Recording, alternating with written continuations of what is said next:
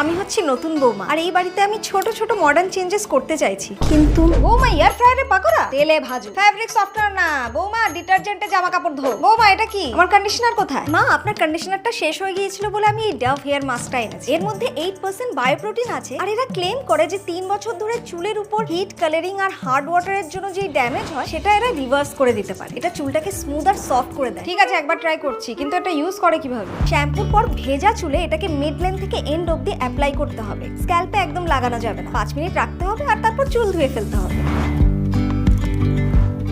এটা ভালোই স্মুথ আর সফট হয়ে গেছে। এটা নিশ্চয়ই খুব এক্সপেন্সিভ। না না মা, এই টপটার দাম মাত্র 250 টাকা আর এটা ইনফ্যাক্ট 10 টাকার স্যাচেতেও অ্যাভেলেবেল আছে। ঠিক আছে, আর জ্ঞান দিতে হবে। মা বলছিলাম আপনার ব্লাড রিপোর্টটা এসে গেছে, আপনার কোলেস্টেরলটা একদম কমে গেছে। হেয়ার ফ্রায়ার, ফ্যাব্রিক সফটনার আর এখন এই হেয়ার মাস্ক। আচ্ছা মা, আমি আপনার কন্ডিশনারটা নিয়ে এসেছি। কোনো দরকার নেই, এখন থেকে আমি এই হেয়ার মাস্কটা ইউজ করব। তাহলে আমার রেকমেন্ডেশনটা আপনার ঠিকই পছন্দ হয়েছে। এবার নিজের স্কিন কেয়ার রুটিনটা বলো, আমারটাতে কিছু চেঞ্জেস আনতে হবে।